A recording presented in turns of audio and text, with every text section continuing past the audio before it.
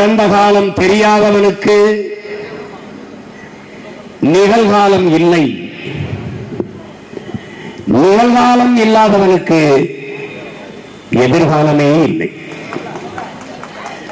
ஒருவன் குனிந்து கடந்த காலத்தை தேடுவதென்பது நிகழ்காலத்தில் நிமிர்ந்து நிற்பதற்காகத்தான். இதைத்தான் இன்றைக்கு உங்கள் பிள்ளைகள் செய்து கொண்டிருக்கிறோம். அறிவாசான் அண்ணல் அம்பேத்கர் அவர்கள் வரலாற்றில் புறக்கணிக்கப்பட்ட இனத்தின் மக்கள் ஒரு நாள் தங்களுக்கான வரலாற்றை தாங்களே எழுதுவார்கள் என்று சொல்லுகிறார். அப்படி வரலாற்றில் புறக்கணிக்கப்பட்டு மறைக்கப்பட்டு நிராகரிக்கப்பட்ட தமிழ் தேசிய இனத்தின் பிள்ளைகள்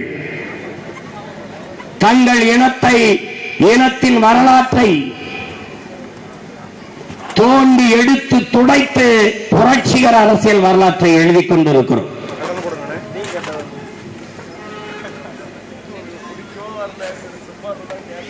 அந்த அரிய பெரும் பணியில் ஒன்றுதான் இன்று எங்கள் மூதாதைகள்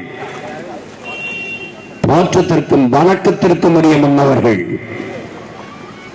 தாத்தா அயோத்தி பாட்டனார் அயோத்திதாசன், எட்டமலை சீனிவாசன், தாத்தா MC ராஜா என்கிற மாசி ராஜா போன்ற பெருமக்களின் புகழ் போற்றிக் கொண்டிருக்கிற இந்த நிகழ்வு பேரன்புமிக்க என் பெற்றோர்களே, இந்த இனத்தில் எதிர்கால நம்பிக்கைகளாக இருக்கிற என்னிடம் இளைய என் தம்பி தங்கைகளே,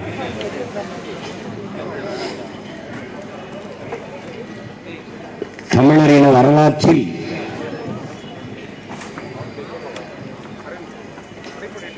அறிவு மரபு என்பது நீண்ட நெடிய தொடர்பை கொண்டது, வரலாற்று தடத்தை கொண்டது. அதிலே ஒரு நூற்றாண்டுக்கு முன்பே தமிழ் பேரினத்தினுடைய அரசியல், இலக்கியம், சமயம், தத்துவம், மொழி, வரலாறு, பண்பாடு போன்ற தளங்களில்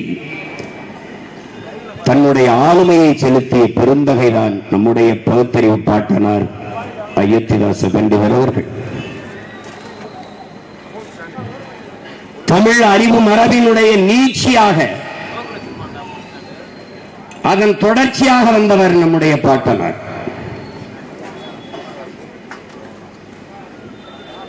தன்னுடைய அரும்பணிகளால் அந்த அறிவுத்தளத்தை செழுமைப்படுத்தி நவீனப்படுத்திய பெருமக்களில் நம் பாட்டனார் அயோத்திதாசரும் ஒருவர். அவர் பங்கேற்றாத, அவர் கால் பதிக்காத தடங்கள் கிடையாது.